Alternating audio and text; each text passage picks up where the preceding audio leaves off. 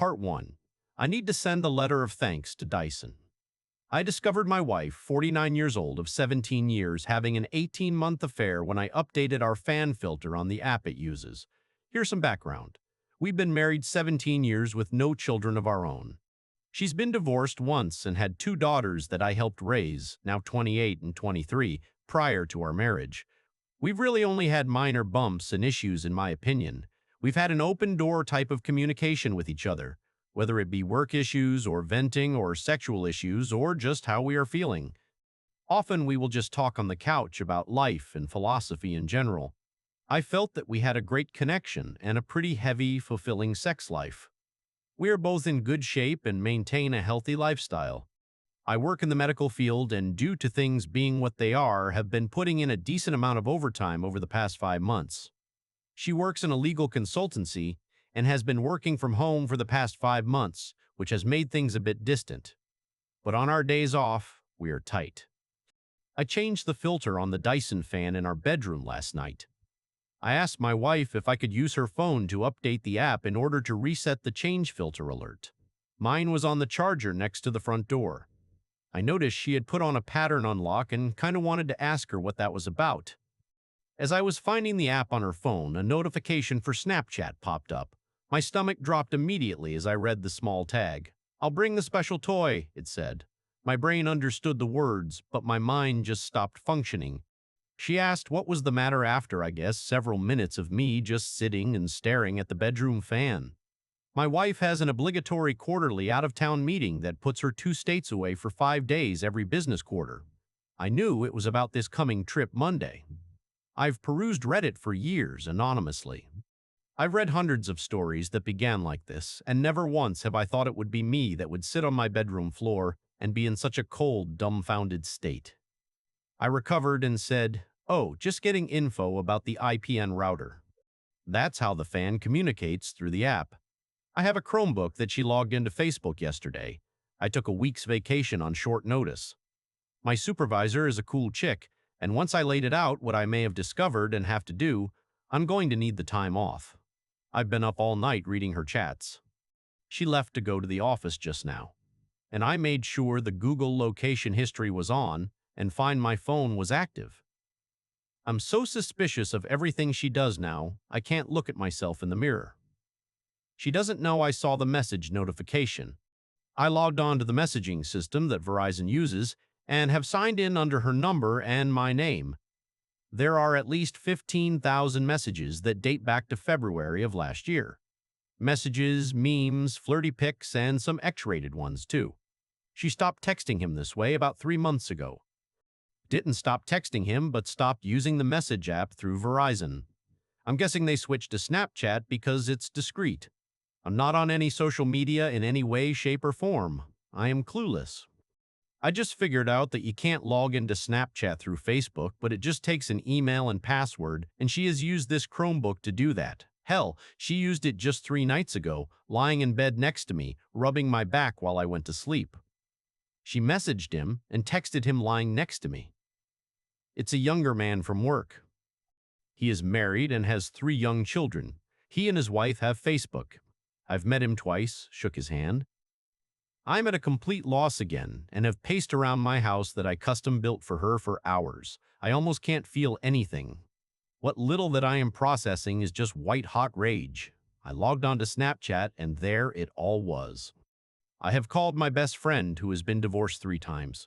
Don't get me started on his partner picker. He recommended a vicious lawyer. I plan on recording and saving everything. There's pics of them. I'm sure her phone or his has video. I desperately want this to be a bad dream. She said terrible things about me. She's told him my insecurities. She's told him, "I love you." They have made no long-term plans. So, this feels like a purely sexual relationship. It almost makes it better, but also makes it so much worse. Like, she's literally throwing away our life for this. She knows cheating is an absolute deal breaker for me. Our usual routine on the day she leaves for her meetings is, I take her to the airport and drop her off with a long goodbye. I can't even think about what I have to do now. My friend says, print out the entire thing and see if I can recover things from Snapchat. From what I understand, I can't unless I have her phone. My plan is to see the lawyer today. I'm paying a ridiculous amount to jump in her appointment line, get the ball rolling, and hopefully have a plan of action from her. I really want to book a flight and follow my wife to the hotel she's staying at and catch her in the act. I have access to her hotel booking options and have put myself as a contact person so I can get a room key without alerting her. I think I'm just going to log into the messaging apps when I get into town and watch it happen in real time. If I could get the papers ready in time, I'd hand them to her. Instead, I'm just going to hand her the printouts.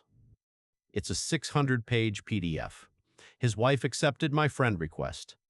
I'm debating sending everything now. I am seething. I just don't want to lose any advantage.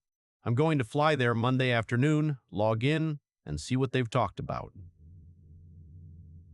Get a room key to my wife's room and drop off the package in the room with my wedding ring.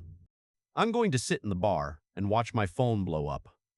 I'm going to call the AP and tell him to meet me in the lobby or bar and to bring my wife down. Then tell him that a similar package has been sent certified mail to his home address to his wife, as well as a Facebook message that I plan on hitting send on as I tell him. It feels petty and weak. I want to rage and scream, but I'm helpless. This morning, all I could do was give her a peck on the cheek goodbye. I really can't stand to look her in the eye. I somehow have to get through the weekend. I guess I'm asking, is my spiteful, hate-fueled plan worth it? I just want to inflict pain at this point. I want to hurt her emotionally.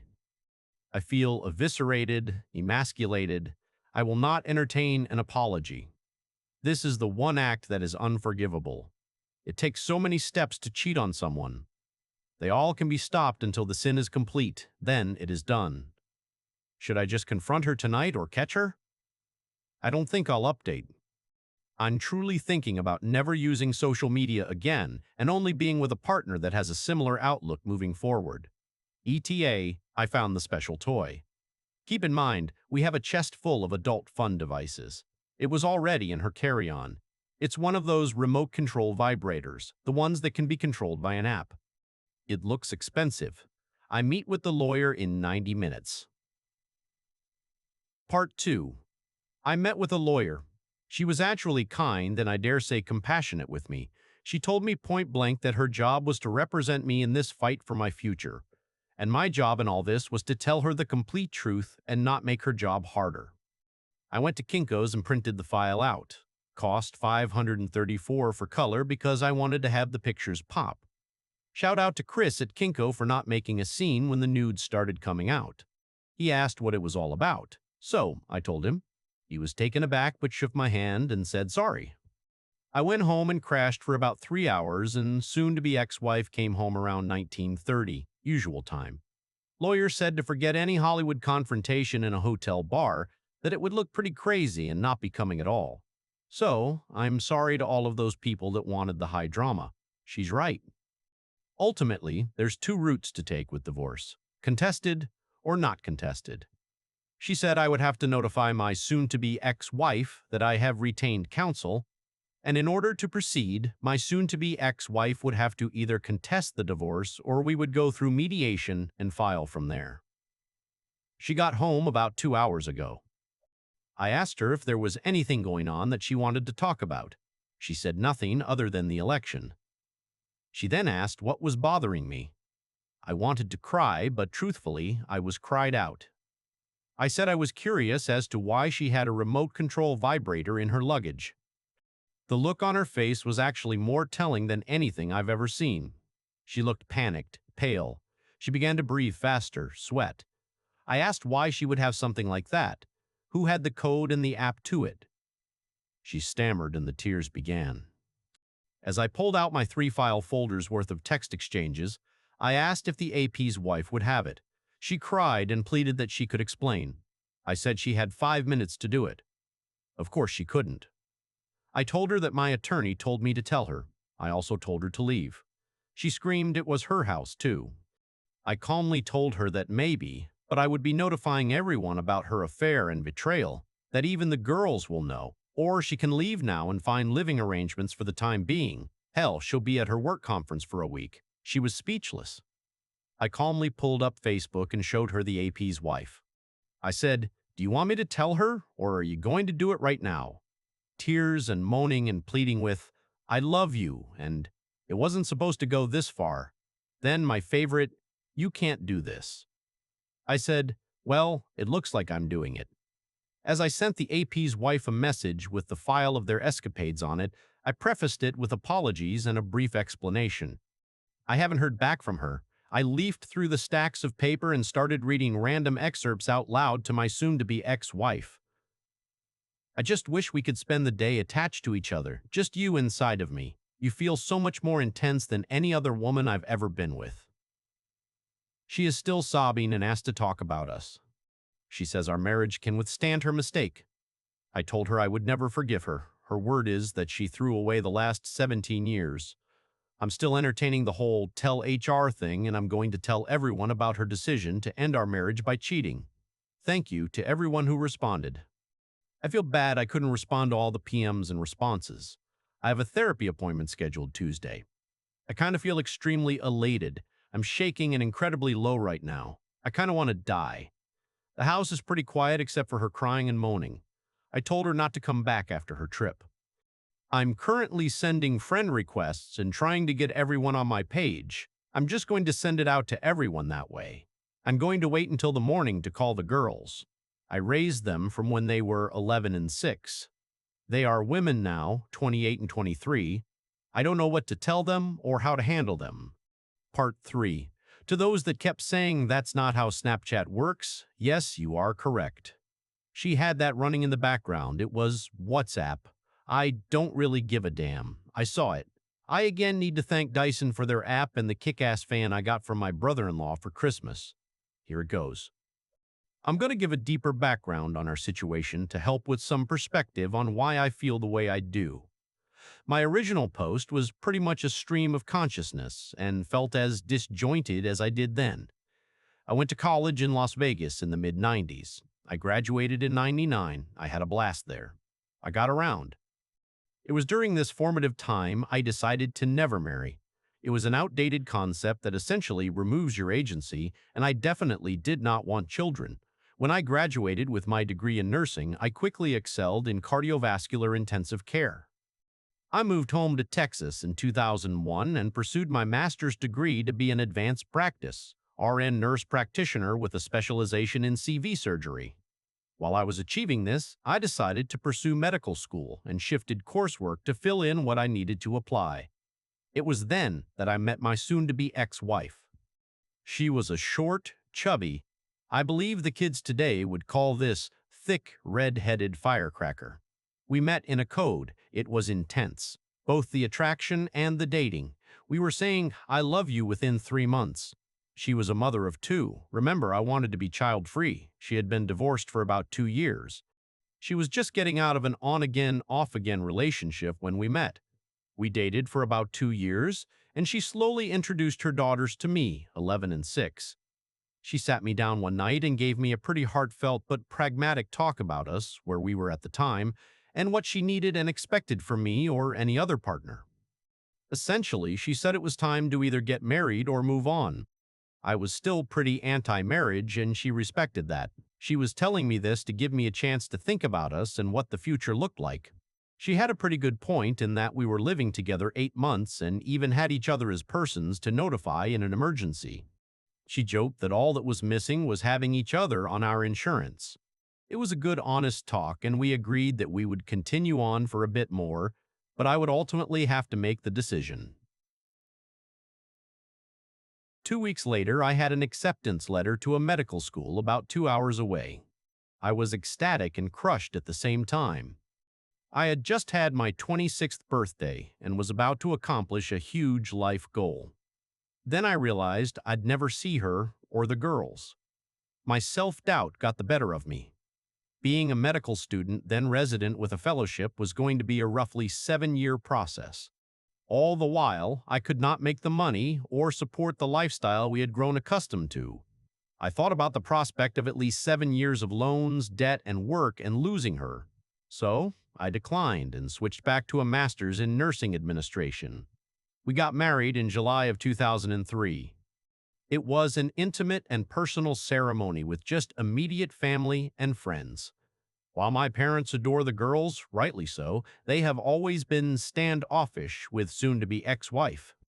On Monday, when I told my parents what was happening and that there was a real possibility the girls could stop being as prevalent in their life as they have been, they told me that they still felt that soon-to-be ex-wife was damaged goods, being married prior to and forcing me to compromise. That really hit home. And to a certain extent, they were correct.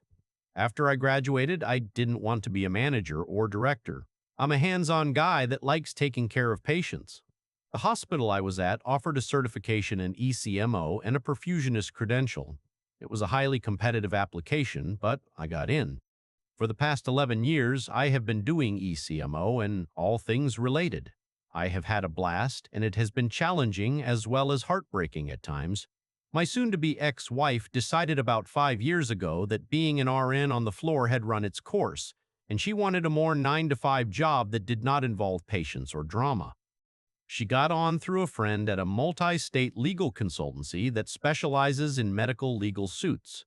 She abstracts data from patient charts and presents it in the manner requested. So that's the setup. On Saturday morning, D-Day +2, I only slept a few hours. I had dark, disturbing thoughts regarding my future in life. I still do thoughts and scenarios of death and violence upon them and myself. I was in the kitchen making breakfast, eggs and toast, when she walked into the kitchen still bleary-eyed. She asked if I would make her some. I threw it in the trash in front of her. I then proceeded to load up my record player and play music from my youth at an uncomfortable volume to prevent her from trying to talk to me. Real mature, I know. I began pain shopping big time, reading the printout in chronological order. I do, and I don't recommend it. By the afternoon, I was done with Black Fang and Danzig. I was listening to Torch breakup songs by Chris Isaak and Ray LaMontagne. She approached again. This time, she was almost indignant, asking what purpose notifying the AP's wife served. I stared at her for what felt like an inappropriate amount of time. A bit dumbfounded. I told her point blank that at least she, AP's wife, would get the chance to make an informed decision about her future instead of compromising and sacrificing for someone that would betray them so selfishly. I guess my message to AP's wife was received and things were not good for him. She sat down on the couch and began to tear up and sob. I told her I was cried out, and more correctly, I was so numb that I will do that later when I'm done doing what needs to be done. She asked timidly, all indignation and bravado gone from her voice, what else I had to do. I told her, ruin your life and give you the pain I have now. I told her that if she had any respect for me or love for me, she would open her phone and show me everything. She refused and said it didn't matter and all I would do is hold it against her. I said there was a part of me, the completionist in me, that wanted to know. She refused and went to the guest bedroom. I found her HR new hire paperwork from her company. They have a corporate compliance line and I called and left a detailed message. My soon-to-be ex-wife and AP had discussed client information that also had protected health information with an unsecured, non-approved messaging system. I also informed them that she was his acting supervisor on 2 projects over a certain time that corresponds with the sexually inappropriate messages. Lastly, I said that they both used their subsidized phones to transmit pornographic materials, pics, texting, videos. That was a big no-no as well. My whole life, I have viewed myself as a peaceful and rational man. This has broken that part of me. I don't know where all of this anger has come from. I am somewhat worried. Like, will it stop? I know in the long run to get over this, I will have to accept her apology and forgive her for her mistakes. I just don't know if I'm capable, and it is worrying to me. That evening, I continued to notify family and friends of the situation and her actions. I called a physician friend and requested a favor for a checkup and an STD check. He had questions. I answered. My eyes got heavy around 8. Sunday, D-Day +3. I decided to drive to see the girls. They're about 3 hours away. The youngest is still in college for another semester, maybe longer. Thanks, 2020. I have been having pretty extreme feelings about them since this began. I have formed a respectful, friendly relationship with them, but not much of a fatherly one. The oldest, especially. We are cordial, but there's always that "you're not my dad" vibe between us. The youngest, not so much, but when they are together, it gets more prevalent. I left early Sunday around 5:30 a.m. Arrived at their condo, their father pays for it just after 8,045. I had collages and good coffee for them. They were immediately worried about their mother before I said anything. I told them point blank the situation and that their mother would probably be moving in the next 3 to 6 months. I can honestly say it was best to do and say this in person. I told them everything. They were disappointed in her. I then told them that I wasn't there to get them to take a side, but they were adults in a special circumstance within our relationship. And if they decided they didn't want to interact or have a relationship with me, that was okay. I would be somewhat let down, but also relieved. I told them, however, that our relationship, or lack thereof, should not interfere with their grandparents, my parents. They both agreed that they would like to definitely keep in touch with their grandparents. I left there around 11:00, headed home. I stopped at my best friend's house and cried a little. I had essentially helped to raise them as best I could. Their father was absentee most of their childhood and started another family 6 hours away.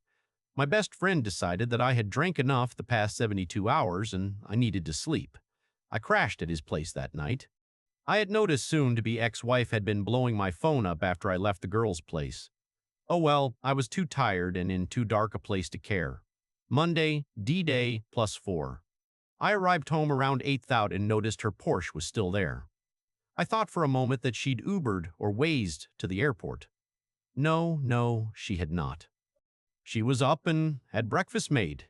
She asked me to sit down and eat with her. I did. She asked how it tasted. I told her like static. I told her I've had a hard time tasting and feeling anything other than bitterness and anger for the past 5 days. She had called in sick at work and did not leave for her quarterly meeting. She tried to start talking about how worried she was for me and that she loved me so much. She had gotten a call from her oldest yesterday around noon, and they were deeply disturbed by her behavior. I laughed. As I did it, I realized it was not a funny laugh. It had a manic kind of feel to it and took me aback. I said, "Oh, you love me so much? You have a 1.5 year affair behind my back. You love me so much you fucked some other married man. You love me so much you pissed away nearly half of my life." Because she had never given me a reason as to why she did it. I told her that, and it made it so much worse. I went to the liquor service and pulled out the bottle. The bottle was an 18-year Glenfiddich that my grandfather bought for us when we got married. It had been our tradition to have a small sip on our anniversary night and remember that things get better with time and patience. I chugged the remainder of it. It was about a third of the bottle that was left. I said sorry I didn't offer her any because she did not deserve any. I went to the bedroom and began pulling all of the pictures off of the wall that had us or her in them. I placed them on the kitchen table. She had left. My attorney, or rather her paralegal, called to notify me. The petition for divorce was ready, and I needed to sign off on it before it could be filed, and soon ex-wife would be served within 10 business days.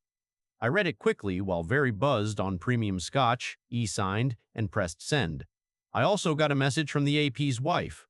She reluctantly thanked me for this horrible but good revelation. She declined to speak with me but wanted to message me to tell me. She found texts and videos with other women besides my soon-to-be ex-wife. She kicked him out and was going to an attorney soon. They live in California. I proceeded to listen to music and have a few more drinks.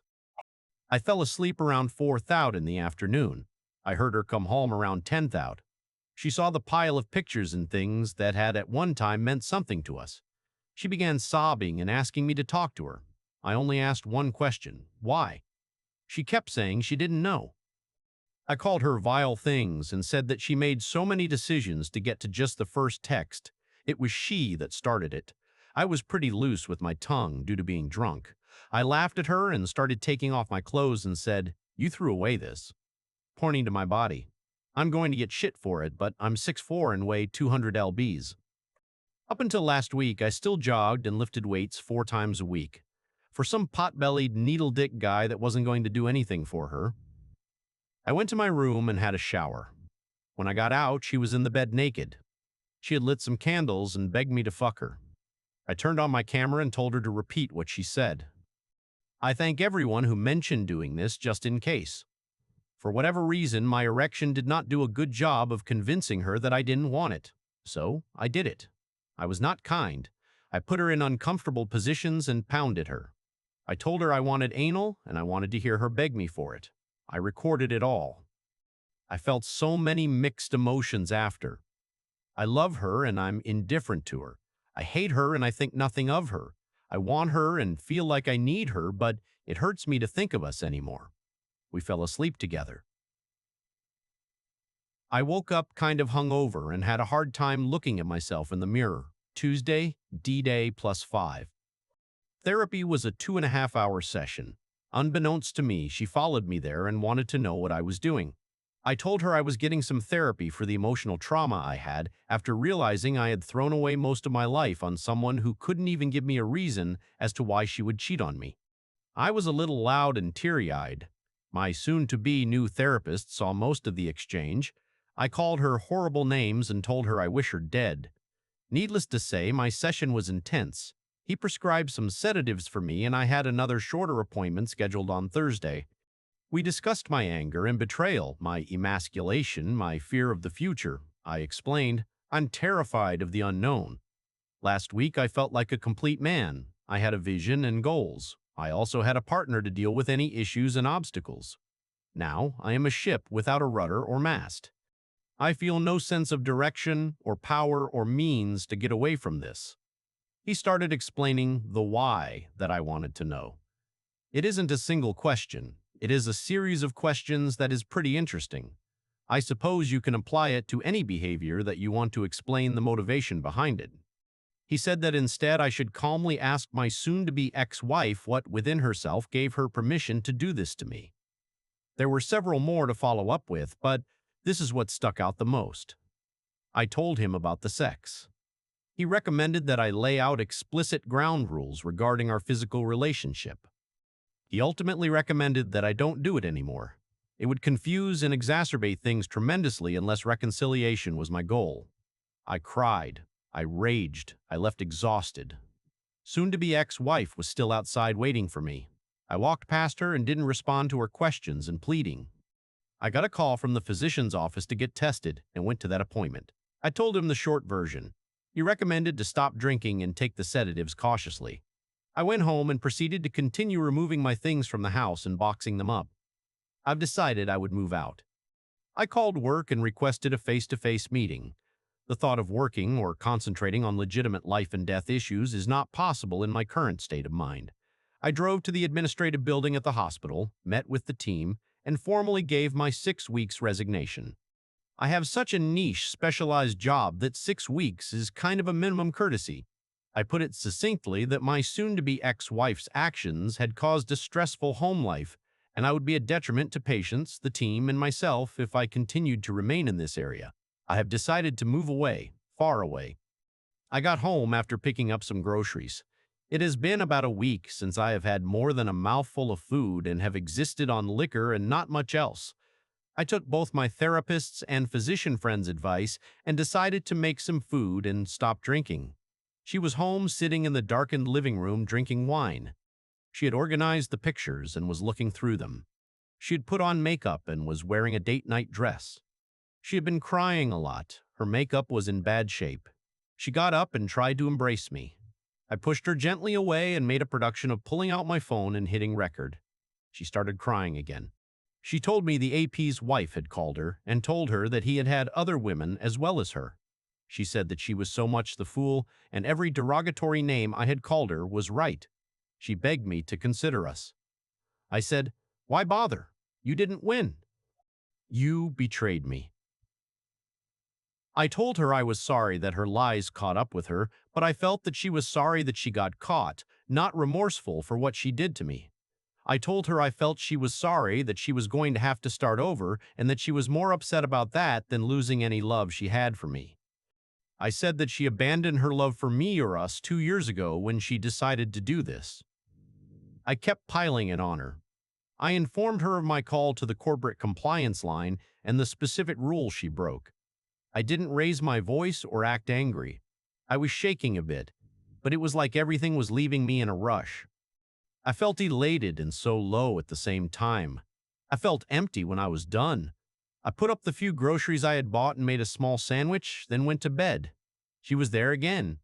I pulled out my phone and told her with the recorder going what my therapist had talked about in regards to sex. Keep in mind, in 17 years, I cannot recall a time when I've refused or declined sex from her. I asked her to leave and sleep in the guest bedroom. She refused. I said, "Fine, I will then." Wednesday, D-Day +6. I woke up and she was curled up next to me. I removed myself and did some light exercises. I've been working on my resume and getting applications out. I might be working in Seattle by the end of the year. I love my parents and will miss being 20 minutes away from them, especially as they are becoming elderly. I can't stay in this city. The thought of running into her after this is over is not something I want to entertain. I want to be free and have no reminders of my sense of loss and my lifetime of compromise. It was a pretty blah day, and it rained off and on for most of it. I met up with my best friend and gave him a rundown over an early dinner. We decided not to drink. My attorney said that me moving away will not affect the outcome of the financials. I'm going to live off my PTO until the end of October and use my half of our liquid savings to relocate and settle. I feel empty and I'm trying to laugh at his funny jokes, but it's an effort. I keep finding myself in a deep emptiness that has such a powerful pull. I have never thought about ending my own life, but for the past few days or nights, I've had daydreams of what it would be like if I wasn't here. I'm going to tell my therapist tomorrow. Soon-to-be ex-wife has been going to the library. I've been watching through Google and reading relationship books. I have been reading Chump Lady. It's great stuff. She got a call from her work. I eavesdropped on a small portion of it, but I know she has a meeting tomorrow despite her claiming to be sick. She was in bed again, just like the past few nights. I am so conflicted. I just want to feel something. But I feel so little but hate and resentment for her that the only sex I want is sadistic. I'll admit that during the abusive sex we had Monday, I felt almost a runner's high, but there was a crash, and the next day I was angry at myself. I am doubting myself a small amount in regard to not wanting her back. I know she fucked up huge, but I don't know if I can forget it or forgive it. I am a tangled mess. I told her the ground rules with my phone recording in regard to sex. I told her that it did not indicate reconciliation or some covert signal that I wanted that. I told her this is probably hysterical bonding and not healthy. I told her that I was going to not be gentle or care about her feelings or needs during it. She was teary-eyed and nodded understanding. She quietly said that she deserved it. She then rolled over and got on all fours. Thursday, D-Day +7. I woke up with her spooning me. I laid there for a while and heard her breathing change pattern. I could feel her looking at me. I asked with my back turned to her what her meeting was going to be about. She said it was an HR representative and it was probably going to be bad. I said, "Yep." She asked what she could do to make us right or equal again. I said nothing. She offered an open marriage on my end. She would not pursue anyone, but I could. I chuckled. No, I don't trust her. She said that was fair. We had this conversation with my back to her. It was easier than looking at her. I get mad when I see her face. I asked what I did in this marriage that made her so unhappy she did this. She said I was beyond great. I chuckled again. Well, obviously that doesn't matter. She said it was an adventure, like she lived off of the rush. She didn't realize until it was too late that if she got caught or if something went wrong, everyone would be hurt. She said it was a huge relief and an unforgettable pain when I confronted her. I got up and made us breakfast. I went to my therapist and told him my plan with work and already had responses to my applications. I told him everything about soon-to-be ex-wife and the sex. We discussed my suicidal thoughts and talked about the process involved with them. Again, he wasn't judging. He just wanted me to not get confused or if I did not understand to stop and process. It was only a 1 hour, 55-minute session, and I felt that weird calm again, like nothing matters for now. Everything just is. When I got home, she was sitting in the living room. She told me that she was fired for breach of protocol with client information and violation of the data security protocols. I said, "Well, that's too bad. I exercised and made a nice dinner." She joined me. We didn't say much. While we were sitting in the living room, she told me that AP had been fired as well.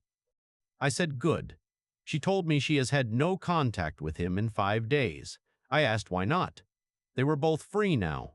She could fly out to her soulmate and have all the fun they wanted now. She said I was the only one she wanted. I said, "No, you had all of me, and it still wasn't enough." I told her that in nearly 20 years of work in our relationship, I had been approached and hit on too many times to count. I managed to not fall in love with anyone else. Now, I am so bitter and angry because of the compromises I made. She asked, "What compromises?" I told her, "My wanting to go to medical school, but I decided to get married and be stable.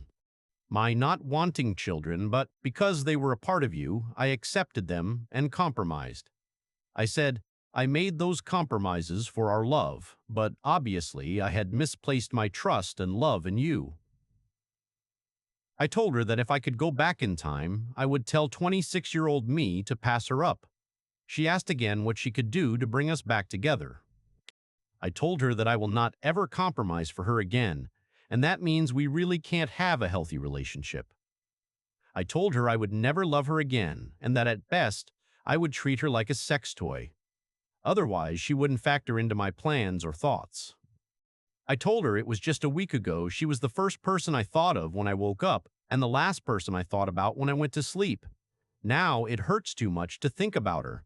I'm going to walk away from this. I feel like it is starting to constantly remind me of things. I cannot thank those kind people I could chat with and who shared their pain and stories that have helped me. This has been on a whole a good thing for me to do, but I keep replaying things and feelings I'd rather just walk away from. I remain confused about what I want. I don't know if I will ever be 100% about anything with her ever again. I have bi-weekly appointments for the next 4 years with my therapist. That was a tough read, OP. But ultimately, regardless of what happens, I hope you work as hard as you can to be as close to the person you were before this happened. It's clear that you're emotionally in such turmoil and suffering and fully expect it. Please keep up the therapy and avoid the destructive behaviors that are occurring, alcohol and the not eating, and try to find peace. More than anything, you need to find peace.